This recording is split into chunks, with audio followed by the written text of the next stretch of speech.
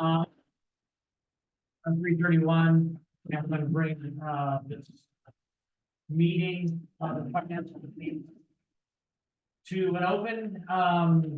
The finance committee is a standing subcommittee consisting of 2 council members, currently Paul McCoy, myself, and Colleen Baker, the city manager, the city treasurer, and the finance director. The finance committee considers and makes recommendations on matters referred to by the city and council, city council relating to finance, budget, audits, capital planning, and debt. And so we're going to open it up to public comments. This is public participation limited to those items listed on the agenda. If your comments do not concern an item listed on the agenda, please address the finance committee at the next meeting. The city requests that persons addressing the finance committee refrain from making personal, slanderous, profane, or disruptive remarks. Committee members, when recognized by the committee chair, may ask questions from the presenter. Plenty of action may be taken by the committee during the public comment section of the meeting. Under the Brown Act, the committee is prohibited from discussing or taking action on any item not listed on the posted agenda. Please speak from the podium. Please state your name for the record. Prior to providing your comments, please address the committee as a whole. If you have documents to present, please provide a minimum of 6 copies. Please limit your remarks to 3 minutes. Do we have any public comment online? No public comment online. We don't take it in. Oh, that's right. Okay, do we have any public comment in the gallery? Okay, seeing as there is no public comment in the gallery, we'll move on. Public comment follow-up. This is the time for the finance committee or the city manager to respond to public comments and may direct staff to prepare a report or place an item on a future agenda. No need for that, seeing as how there is no public comment. So we'll move on to item in discussion 4, and what we'd like to do is we'd like to take C first if there is not an issue with the committee this time. We'll go to 4C. We'll do A and B later. So go ahead, Mr. Ledner. Thank you, Mr. McCoy. So ultimately, I have a meeting at 4 with Councilmember Davis that I'd like to maintain that time period. And so I just wanted to touch on this item. I just want to kind of give you kind of my feelings over special events at the moment and a goal that I have to see if maybe this group can functionally work through this question. So if you'll recall, Alia has created some spreadsheets of costs incurred by the city to process street closure for staff time, etc., that then get applied to specific events for their applicants. But what's happening is that pretty much every single applicant that comes in immediately does not want to pay the fee. They're just like, we don't want to pay this. And so almost everybody then ends up coming in front of the council with the same request that you waive their fees. And behind the scenes, I've had a couple of different instances for very minor fees on some events that have happened for decades where we've tried to be applying the fees, and it's making some people extremely upset. And so in a perfect world, I would like to define, for lack of a better term, what events the city has decided to financially appropriate some level of funding to, not necessarily the complete cost of an event, but there have been events that the city has stated, we will give you X dollars, or we will waive the cost of the stage, or we'll waive the cost of closing the street. And so I just wanted to read to you, in my opinion, what those events are, and that I think that they should maintain. And my goal is can we as a group create a list of events that the city is kind of committed to giving some level of funding to, thereby giving staff the ability to then go write a policy that we bring to city council so that every other event pays full price. And we just remove this question, and we don't allow the event application to come to city council if they're asking to have it waived. We would have the policy kind of on the event application so that it was just very clearly stated, we only subsidize these events. And so here is the list that I am advocating for on some level. And in some instances, the city council has already stated, they plan on funding or have voted to fund.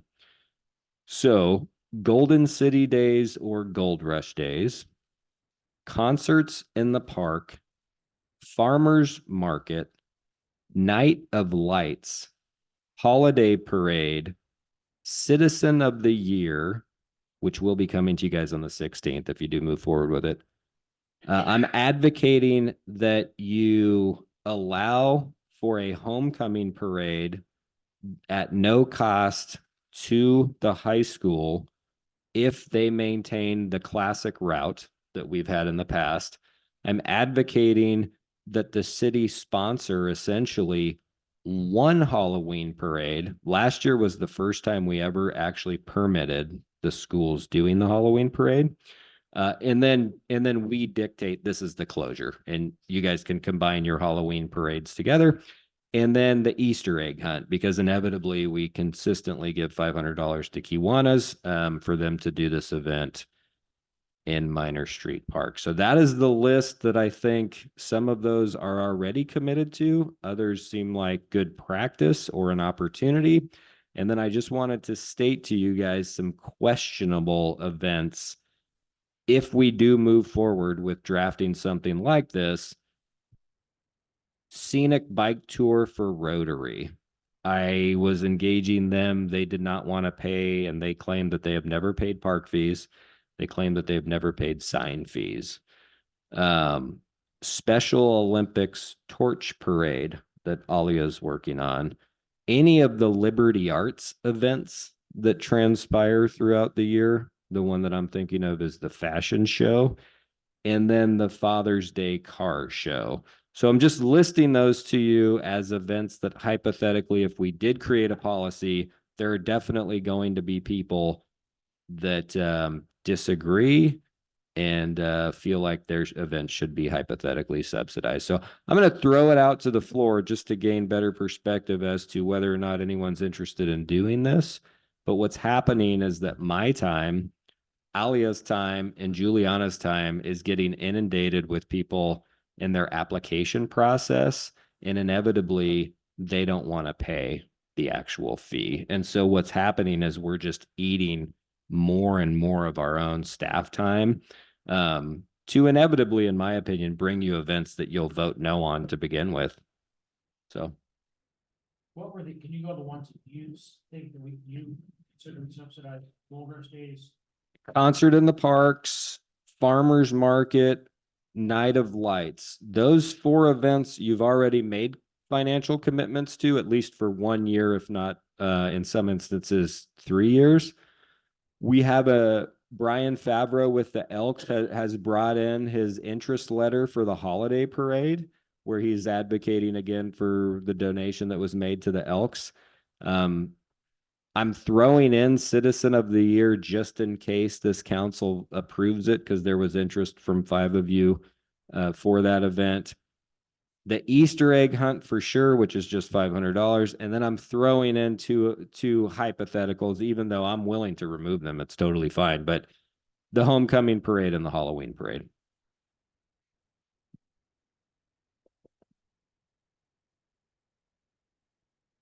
And when you talk about subsidizing these events, like, let's say Citizen of the Year, let's say holiday, or not holiday, let's say homecoming parade, Halloween parade, and egg hunt specifically, we're not talking about them.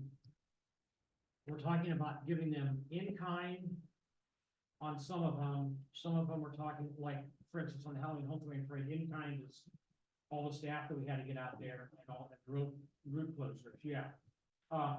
And then the Easter egg hunt, we're not gonna charge them for the park, and we're gonna give them $500. Yeah, exactly. In some instances, it is some level of either in kind or financial obligation that is giving to the events. In some instances, both.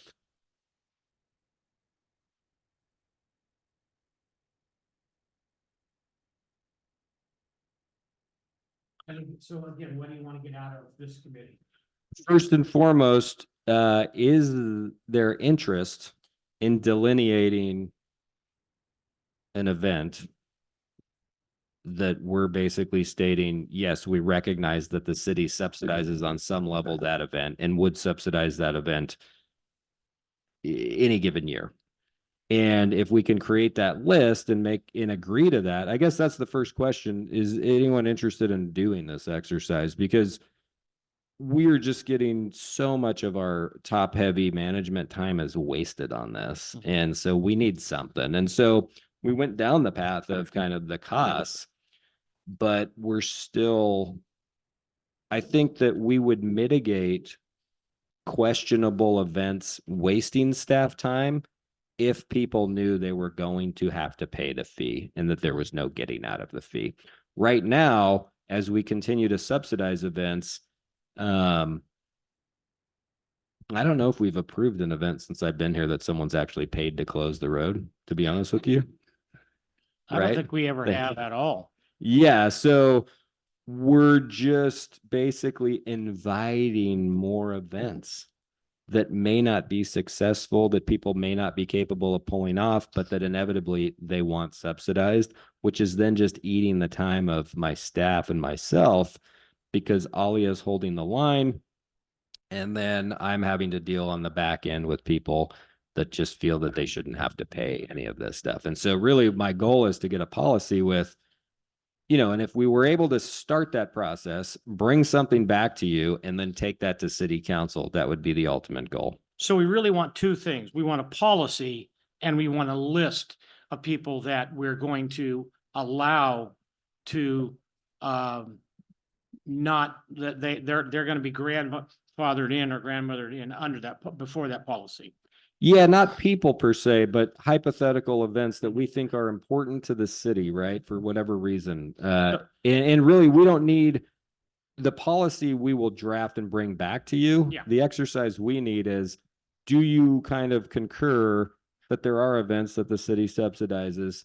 Can we put a list together, give that to Alia to then come back with a drafted policy with this group to take a look at, make some alterations to, and then kick that to the council. And then that way we could take that policy and put it on the back of all of the event applications and make it very clear To people. that there will be no giveaway. There will be no in kind. So, I mean, as I look at the first list, the number one thing that stands out to me is the holiday parade. That was here when I moved here in '86. That of all of these, that was the only thing that was here when I moved here in '86. Granted, I am a flatlander. I haven't been here. I wasn't born here like Matt. I've only been here 38 years. So, but I mean, for me, that the holiday parade would be something that I would like to protect. However, as my good friend Bob Singleton used to say, I am not interested in subsidizing a nonprofit to put it on by giving them $5,000 into their coffers. And that goes back to a point, Jason, that you and I've talked about. And I think Ms. Baker's been in on it, in that I think we need to at some point also delineate what nonprofits we're giving to, whether it's, like for cats and dogs and things like that. Anyway, that's a whole nother story. So, I mean, for me, that would be a start, but I think we're going to need some discussion on it. So I'm not sure. I'm not limited to holiday parade, but I mean, I think we have to be very careful. It's a slippery slope. And I think that the city has put out quite a bit of money over the years, and it probably is time to delineate which ones actually, work here. I mean,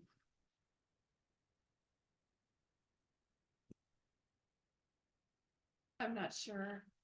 Wait. Testing. I'm not sure you want to hear what I have to say today, say it. but, we definitely need a policy, and that policy is followed no matter what. And I think that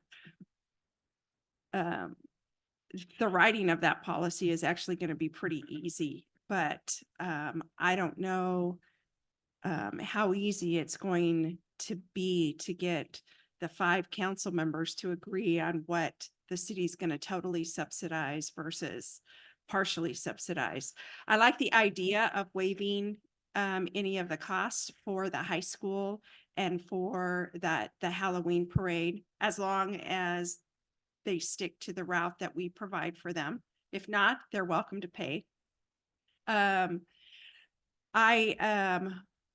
appreciate the importance of acknowledging civic involvement. I don't think the city should be funding the Citizen of the Year. I think that that's something that ultimately, after thinking about it, if there's city council members that feel strongly about it, perhaps that's a project that they can approach nonprofits with, say, to get that started again. Gold Rush Days, for anybody that follows anything, is huge for the city of Yreka. People feel that that's important, so I would like to see that on the list. I agree with Councilmember McCoy, the holiday parade, the Night of Lights. And I really would like to see for maybe 2 years, the city sponsor concerts in the park with the idea of we want to get out of that sponsorship. So that perhaps planting a seed in Discover Siskiyou's ear, we want to get this kicked off the ground, but we don't want to be in it forever. Those are my feelings as far as events. Yeah, let me just clarify too, is that we're not stating that the entire bill is paid by the city. Right. And so when I say Citizen of the Year, and as you'll see on the 16th, is that we would assume that whoever did it would use the community center for free. Oh, okay. And so that's really what we're saying is like there's some in kind or there is some financial aspect that the city is committed to working with this group on, but nobody else. Like we're not going to subsidize other folks, I guess. Is just trying to delineate those things. So that's, yeah, I just wanted to make that statement. Thanks. I appreciate that clarification. Yeah.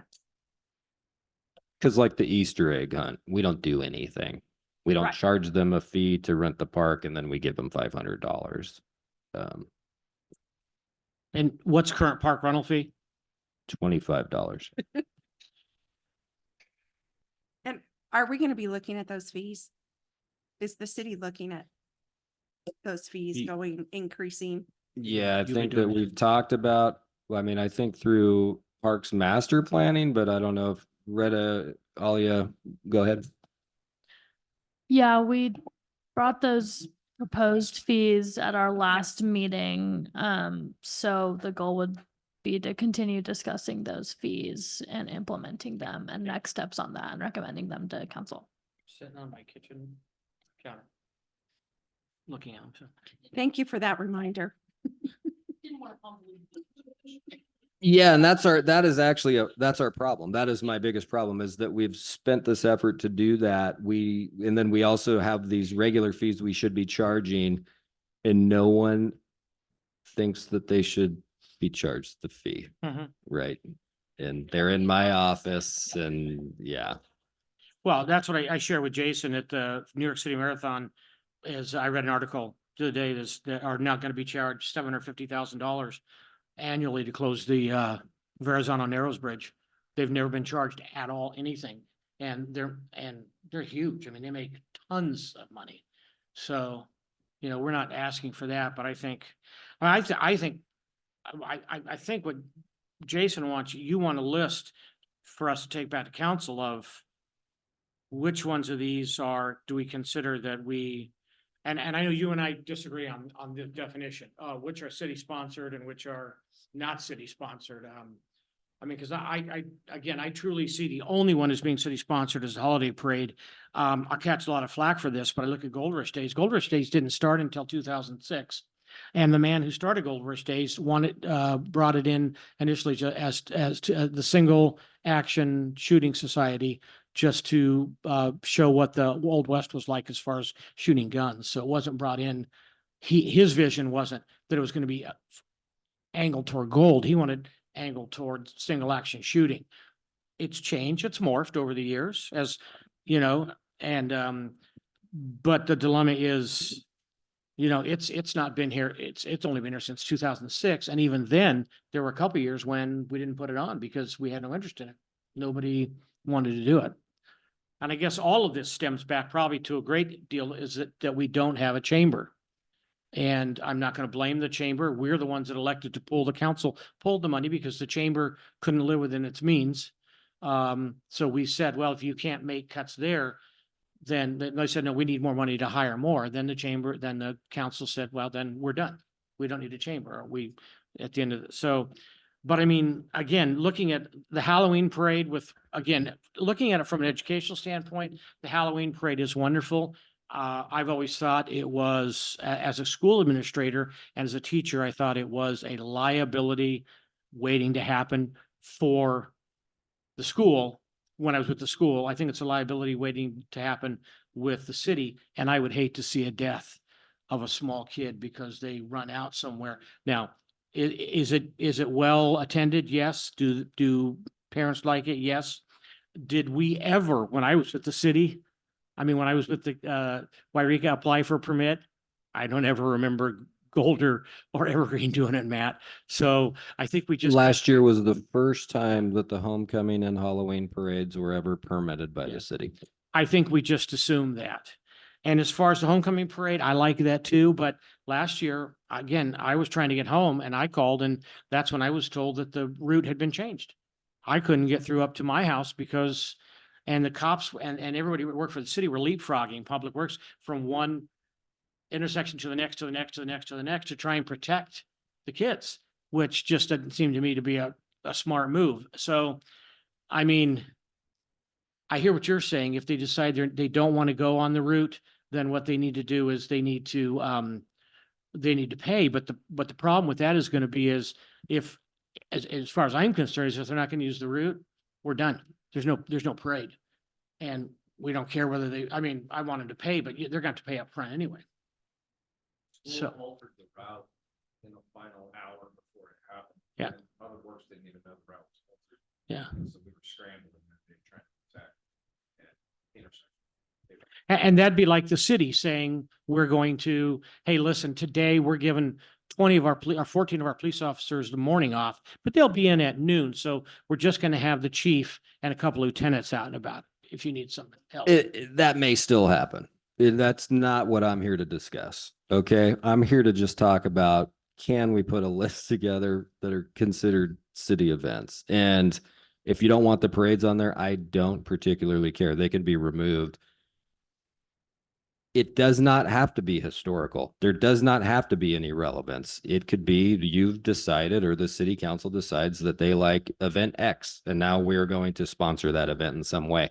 I'm not advocating there has to be any historical relevance to anything. All I'm stating is I need something. Otherwise, what's going to happen is I'm going to unleash the floodgates of events with very poor planning and very poor ability to fill out the permit application correctly upon the city council to determine what they want to do. Because at this very moment, I have no guidance in this discussion. I have these people that feel entitled for freebies.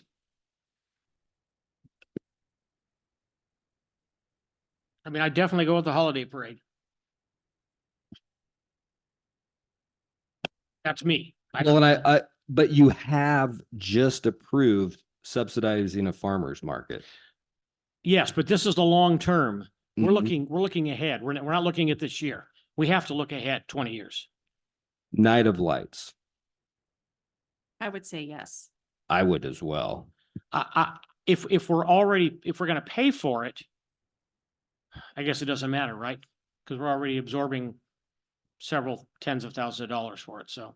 Yeah, and we had the city council approve Okay. a 3-year hypothetical. So if we're talking about, again, we're talking about two things. We're talking about either paying money for it or we're talking about waiving it. So you want us to just blanketly say, it doesn't matter, Gold Rush Days, I would support Gold Rush Days if it was, or whatever it's called, Heritage Days, whether it's on in kind or whether it's cash. Exactly, because it doesn't matter if you're giving cash. Maybe in some instances you're not giving cash, but you are saying these people, concert in the park is actually an example. Will there be a time where you won't give the stage to the concert in the park for free? There should be, yeah. The state should be paid for. We've had this talk ad infinitum. I think you may have been in on it with our last two city managers, but we've had this talk ad infinitum about, yeah, we need to somehow, whether it's charge for the stage or whether it's start a capital outlay, yeah, and put away $50,000 or 20,000 or 10,000 a year for this stage. That's been something we have talked about before you came on. Okay, just because I'm gonna advocate that this conversation stop and that you move on to the rest of your thing. I have to go to another meeting. And I think that it's just not fair to Alia to try to dig through the weeds on what we're going to do. Is there any direction that you guys would like to see happen on this item? Yeah, maybe we could put together, I like grids of like, I think where Councilmember McCoy is saying, these are city events. These are events where we'll do some level of subsidy or support or match. And then these are pay your way kind of events. And then kind of start with that grid and perhaps rank them and then come up with a proposed list that you can start drafting your policy from. Did And we- then maybe the policy, I know there's always constant change in these events and a lot of them are nonprofits and the players change, but maybe that would work. Did we ever charge for the, what was it called? Humbug Hurry Up? No, it's turned into the scenic bike tour, and that is one that somebody was in my office recently. We were trying to apply a park fee of $25 and a sign fee of $180. And they were very dissatisfied because historically they had never been charged. No, that's not the Humbug Hurry Up. That's the reason I was looking at him. I'm sorry. The Humbug Hurry Up, Mike Dunlap, where we gave away an ounce of gold to the winner. When is the humbug? It's been off and on for years. Is it June? I don't think we had it done for a few years, have we? I don't recall it in the last couple of years. I think it was maybe 4 or 5 years ago. Yeah. 'cause Is I- it the Rotary? No, No. It's not No. Rotary? no, Okay. it's No. yeah. Okay, no, just curious. Yeah, That's it all all. hinges on who. Well, I mean, I think that, JMBA. I think that at some point in time, thank you, Matt. I'm sorry, I didn't mean to cut you off. I apologize, buddy. I think at some point in time, we need to come up with what we feel we're gonna support. And that we can take to the council. But I look ahead. I mean, there may be people that we're supporting now that as we look ahead, we go in 3 years, we don't want to be supporting them. Maybe it's something you phase in. Then you also run the risk of another council coming back and going, we don't like that. We're going to change it. I understand that. I know that because you're at the whim of 5 people right here. Which is not fair to you. It's not fair to your staff. But it's the nature of the way it works. But I mean, I would like to have more discussion, whether it's with a matrix or how we do it. I don't know how the rest of you feel. I mean, you and you guys we're all members, so.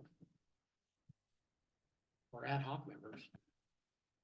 So what would you like to see in that matrix specifically? Well, no, I mean, I think we have to have more discussion to decide which goes into matrix. That's all I'm saying. And is it gonna be painful? Yes. And is it gonna be, is it gonna be slow? Probably.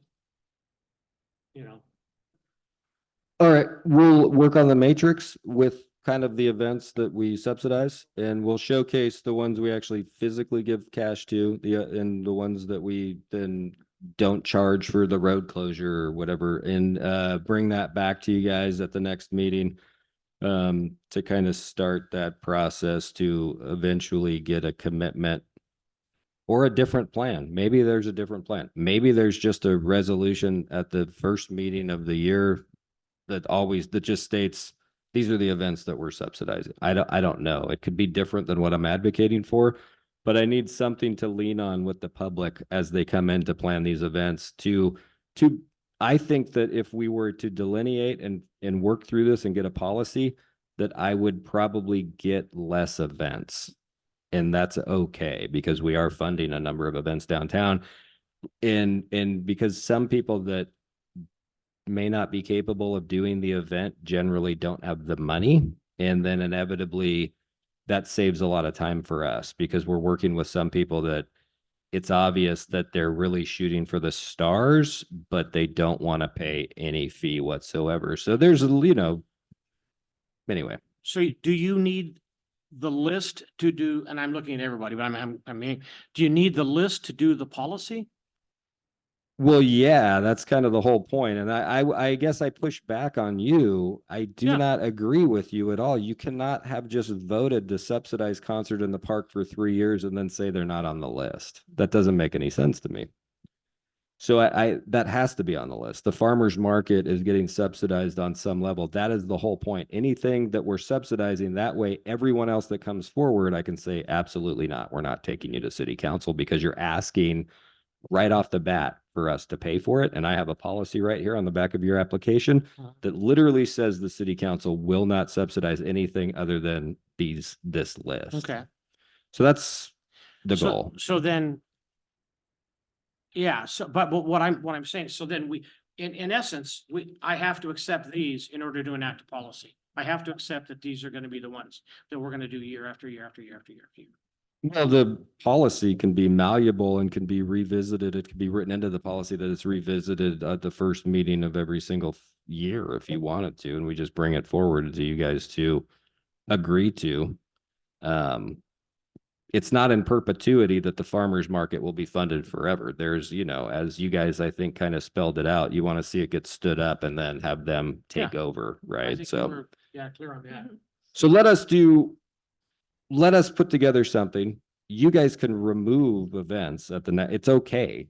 But we'll put together something similar to what Retta has advocated for, and then we'll bring that back to another event. But I'm already late for this meeting, so I don't want to hold him up, and that's it. And then it's probably more functional to move on anyway. Thank you. Thanks. Do you want to go ahead and do B before A, Paul? Just Yeah. since that's why Public Works is here. Yeah. I'll let them. Cause I don't have a lot of background other than on concerts in the parks, other than what, I have from Valgera, but did the city, were we a sponsor of that? I mean, I know. What's that? Mechanics Bank was the main advertising sponsor and they hired talent. They figured all that out. They hired the sound crew, but the community and the city got together and rallied the money and purchased the stage for it. Oh, we, okay, as a so city, okay. stood the concert up 26 years ago. We stood it up because we bought the stage. It's So been without 26 that, it just wasn't much of a thing. And it's been 26 years. And I think it was 26 years when they started. Portables, we used to, And- we do the fairground stage. And Right. then we got the portable stage. But beyond the ownership and maintenance costs of that stage every year to have it available for that, which was the whole reason we ended up with the stage, was for that concert. Oh, for concert at the park? Yeah, Yeah. that's why we have it. And that's why we purchased it with fundraised money and city funds. But beyond that, it's not only the fleet maintenance, which isn't that much. I pulled the records a couple years ago expecting when Baker and I were trying to get rid of the damn thing.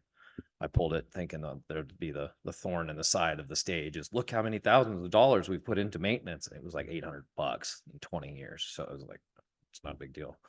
But really what I was getting at is that beyond the stage, we have been city sponsors. We take care of that park to nth degree on that, during the run of the park. And then we're out there setting it up. We've got public works guys setting it up. We got public works tearing it down. And it's always just been, that's the city sponsorship of that one. So, It's in kind, essentially. yeah.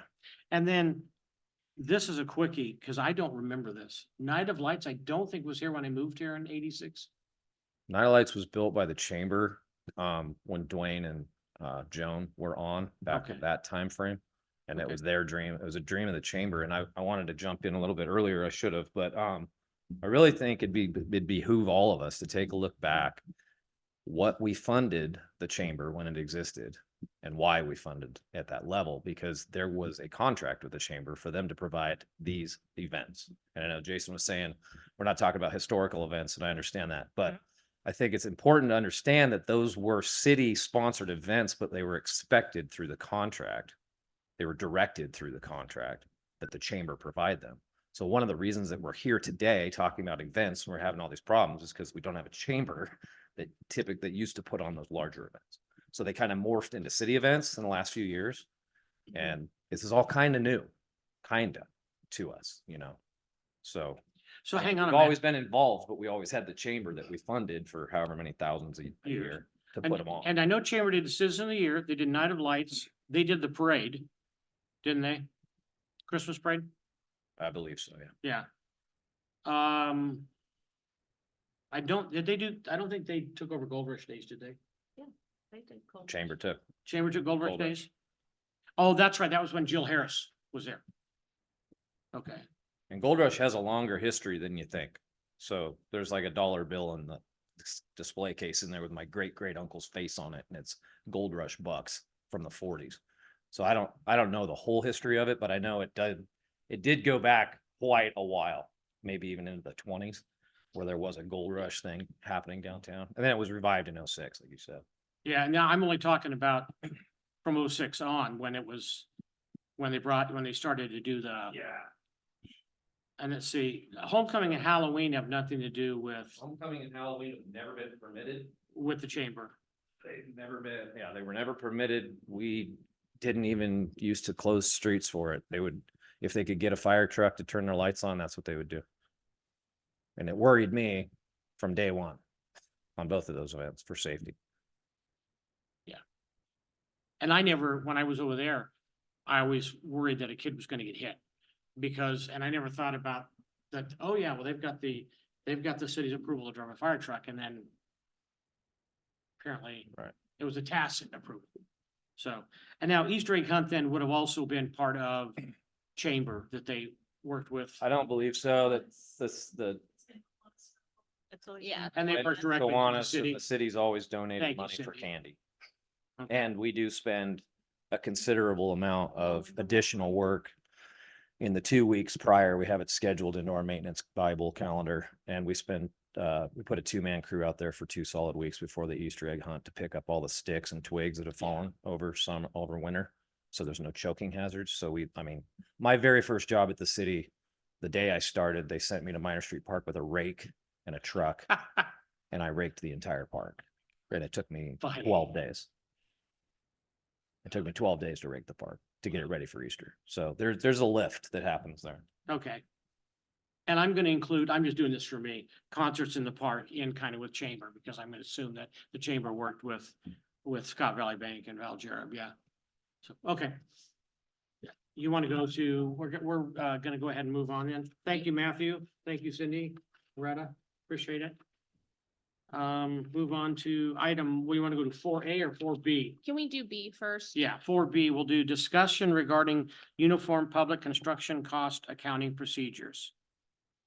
Actually, Retta put all of this together, so I don't know, do you want to go for it, Retta, or? I'll just borrow. You want Oh, that? no. Oh, Here's- is that it? Okay.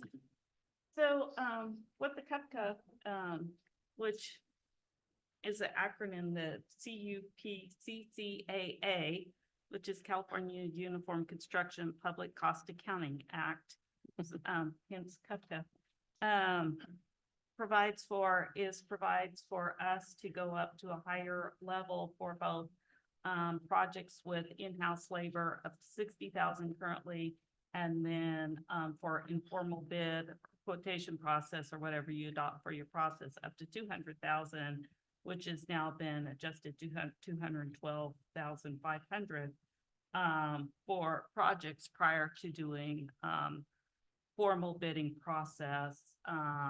That right now you're doing it over 5,000. Is that currently? Yeah. So it really streamlines the process for public works and being more nimble and getting together. It's bid list for those contractors that are licensed to do these kind of services for those projects that are under the cap or that threshold. So it expedites it, a little less paperwork processing. However, there is still requirements for cost accounting on the projects by both for force account labor, which is your in-house labor for those under 60, and in tracking that.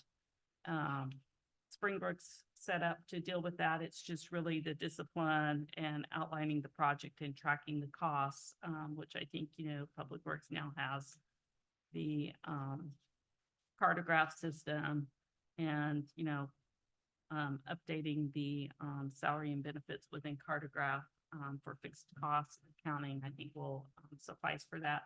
So really, it's just kind of it's requiring, an ordinance, some certification by the finance director on that, and, resolution. And, so kind of what's here is kind of the draft stuff. So, I know it's kind of been one of those projects to get to when we have time. And of course, I had time. So, I kind of took the first cut at it. And if you're, in support of that, we can then start the process. I did send it out to Public Works and Finance and got some feedback. And then would like to send it to the city attorney, for his input. And then at a future point, perhaps in May, bring it back to the council for full consideration and introduction of the ordinance. So, that's how, I know, Matt and Cindy have longed for this for a while, so they might want to chime in as well. This would be an absolute game changer for Public Works. Not a lot of folks fully understand the bid process through Public Works and what constitute a public work project. But when you get down to these little niddly bit projects where it's just, $65,000, $80,000, I mean, that's really not a project to Public Works. I mean, $1 million's not a project to me anymore. But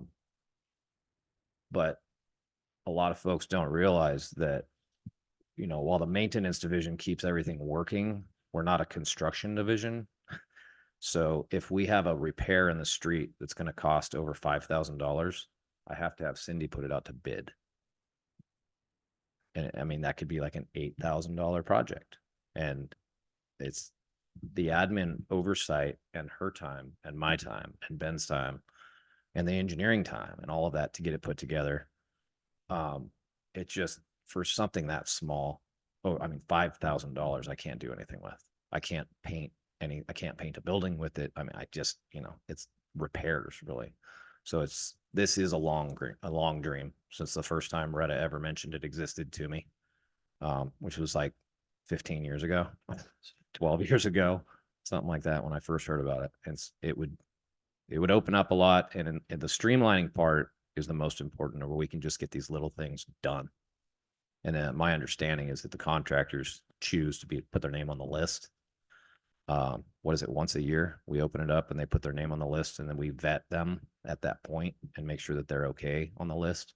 And then when one of these, maybe even not an emergency repair, but some little, I need a new telephone pole put in at the park or something like that, and it's over the 5,000, where it's illegal for me to send Ben and his guys to go do it. I just go to Cindy and say, hey, who do we have that can set a power pole? And she says, hey, this guy's on the list. And then we call the guy and go, hey, do you want to put a power pole in the ground? We'll give you $8,000. And they're like, sure, we'll do it Tuesday. So that's the layperson's version of it. But it's, like I say at the beginning, it's an absolute game changer for these little things. There's a million little projects out there I just haven't done because it's not a project. I'm not going to waste her time to put it through as a project for something that costs $5,300. We just chip away at it on a rainy day Fridays until it's fixed in-house and hope nobody calls us on it. But the unions are always watching. Every time we put a bid pack out, the unions call. They call me, they call her, they email us. Like they watch every single project. And yep, it's a constant stream from the unions. So I'm all for it. I wish you would be too. Trade unions, right? From the construction trade unions. Yeah, unions. I have several members of this project. Yeah, they've got to justify themselves. Something as simple as putting new carpet in this building or that building. My maintenance guys can't do it because it's over $5,000. You got to put it out to bid. It's ridiculous. So this solves it.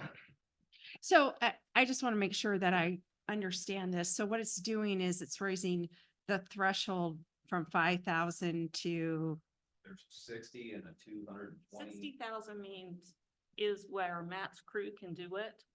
Okay, 200, I believe, is some kind of informal process. 200. We don't have to go out to a sealed bid, go through a whole long process of noticing. You could check with people on the list. You could send out email, bids and just request proposals up to that threshold amount. And that's where the ordinance describes our informal bidding procedures because you need to define those. uh-huh. So it goes through that, and that's the draft of that. So that's why it's gonna take a little longer because I didn't send it to city attorney Jared until we had consensus that we're kind of ready to move forward on this. To me, it's a no-brainer. Let's Yeah. do it.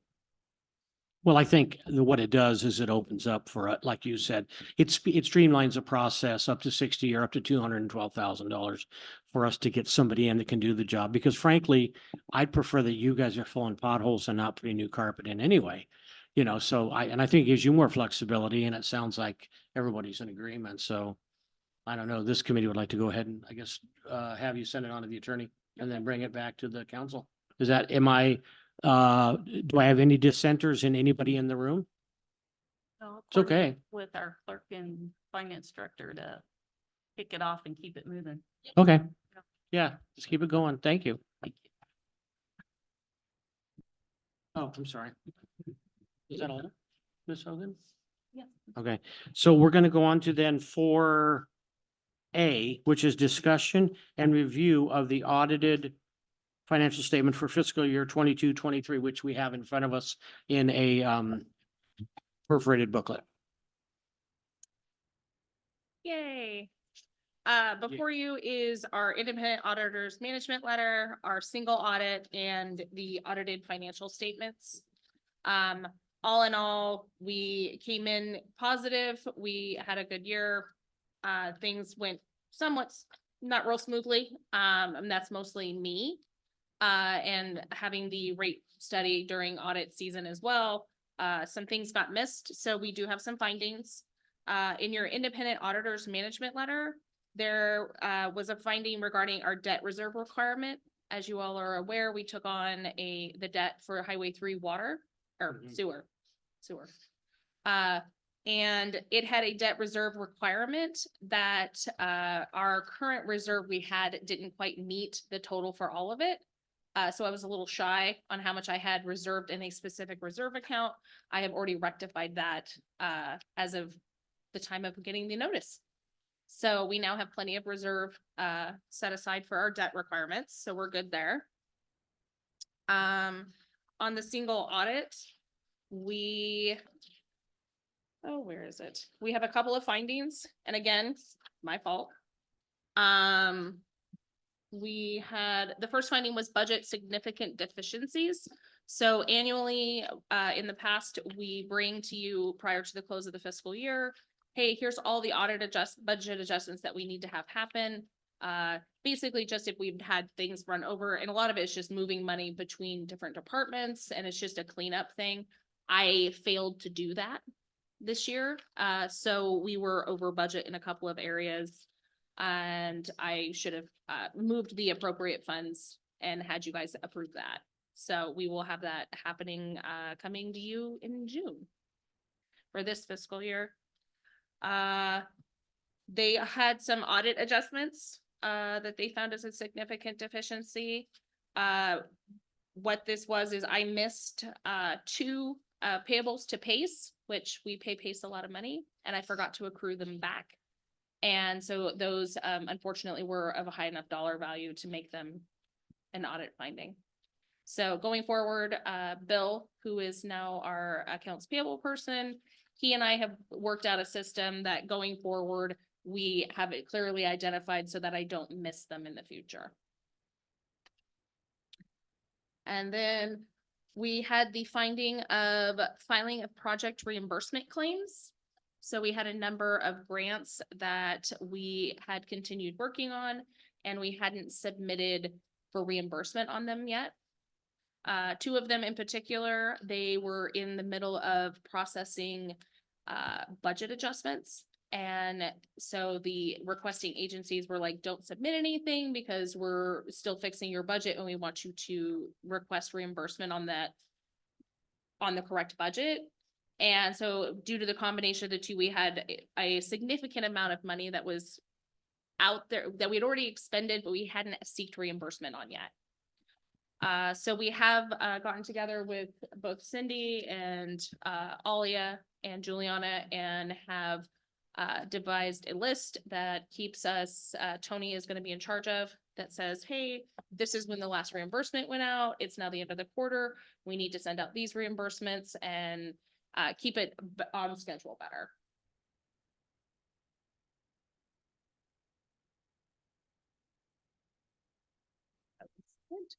We did not have any repeat findings, so that was a good. I learned my lesson from last year. So there was improvement there for me there. But yeah, I think a lot of this was definitely just Learning. yeah, I missed stuff. So hopefully we won't have that happen again. I think it's been a good lesson for myself and my staff of we need to have tighter controls on things and just making sure we don't miss these steps. Any questions?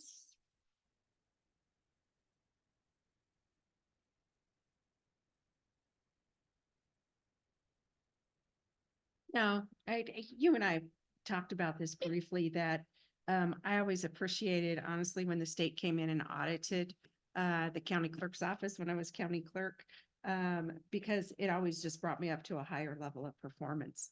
Not that they found much ever, but but no, I mean, it's Yeah. always, I think that well, that's why we have audits. Yeah. Yeah. Yeah. And Keeping that transparency and yeah. you know, these are good lessons learned on my part. And, but we're in help, you know, we're in a good financial state. We're not in, but you know, we're not great. Don't let that slip out anywhere that we're, you know, but we've got some projects that are moving and we're able to float those for right now. And we're seeking those reimbursements and that will get us back and good standing. Yeah. Well, I appreciate, you know, what you're telling us and yeah, that you would stay on top of it and make sure that, you know, you and Jason and Retta communicate well, so that if there's something coming down we'd rather know if it's coming down the pike, you know, and how we're going to deal with it. Don't worry about it. It's, you know, Absolutely. there are always bumps in the road, but yeah, just we appreciate you keeping on top of it and making sure that we're solvent. Yep. Our liquidity is Yep. good. I think we've So- got a good corrective action plan going forward. Yeah. And if I have questions, I'll call you. I'm going to look Yeah, some more over and then I'll give you a holler. yeah, feel free, look it over if you have specific questions. Yeah. So Emily, are you going to ask them to accept the audit then in a future meeting? Is that kind of your? Yeah, I was hoping to bring it back at the April 16th meeting with your, with the finance committee's blessing of bringing it forward for acceptance, and then we can get it posted online and I can say goodbye to 22, 23 as we go into 23, 22. I think that, I mean, the committee I would vote to go ahead and move forward with it and bring it to the, April 16th meeting. Yeah. Yeah. Yeah. To put it to bed for now. I don't know how the rest of the committee feels. I've got 3 more members sitting here with me. Councilwoman, are we agreed on that? I agree. Go ahead and bring it forward. Excellent. Yeah, so we can just assume that that's a unanimous recommendation from the finance committee to bring it forward on the 16th meeting. Perfect. Then we will do that. So, okay, Awesome. thank you. Thank you. Let's see, I think. I wanted to say, as I look for I want to say that I appreciated all of our discussion on the, where did I do? Oh, not there. I appreciated all our discussion today on the events, and I know that I will change my mind as we go along, and Jason and I have had nice long talks about it, and I want our community to get, you know, the stuff that we provide for the community, roads, water, sewer, police and fire. You know, we want the best, but it'd be nice to be able, if we have a little left over, or when we have a little left over, or as we have a little left over, I guess I should say, to be able to subsidize certain other activities for the citizens' good. I don't want to come off seeming smug. I'm just, you know, I'm looking at it from a literal standpoint of, you know, what's been there and because again, I haven't been here. I haven't been here the whole time, like say Matt has, and you have, and I don't know, Cindy, if you've been here all your life, you know, you guys have seen, and well, Emily, you have. Red, I think you're like me. We're interlopers, aren't we? And we come in later, I'm like 40 years ago or 50 years ago. 20. 20, okay. So I don't want to come off sounding harsh. I do appreciate, Matt, the insight you gave on the different things. You know, just like stuff talking about what you had to do to get ready for the Easter egg hunt when you were, you know, a new hire. And I appreciate the fact that all of you shared on Conscious in the Park Citizen of the Year. Matt, I do appreciate that you shared, yes, that we didn't talk about any of this stuff until after after we pulled the money from the chamber. That's definitely true. So, and I appreciate, you know, I appreciate the councilwoman's input too. And I think that we do need to standardize the events, and I don't know.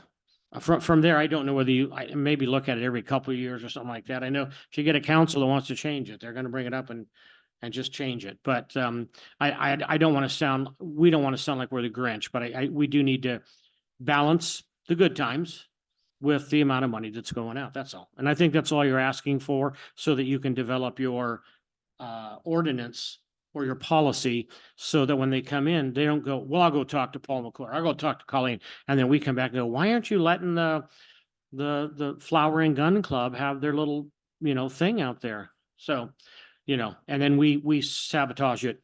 One of the 5 council persons sabotaged it for the staff, and that's not what we're put here to do, and that's not what we want to do. So any other discussion? Future meeting? Future meeting, sounds like we should have a future meeting regarding fees and the policy. I'm Uh-huh. not sure I have anything else currently coming. Am I missing something, Heather?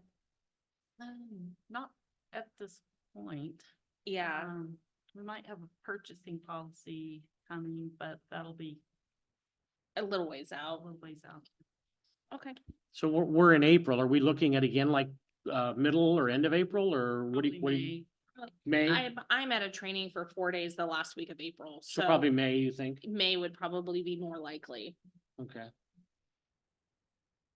Cause I'm not sure all your commitments right now. That's fine. Yeah, I'm not sure what she looks like either. Okay, well then I guess we're adjourned.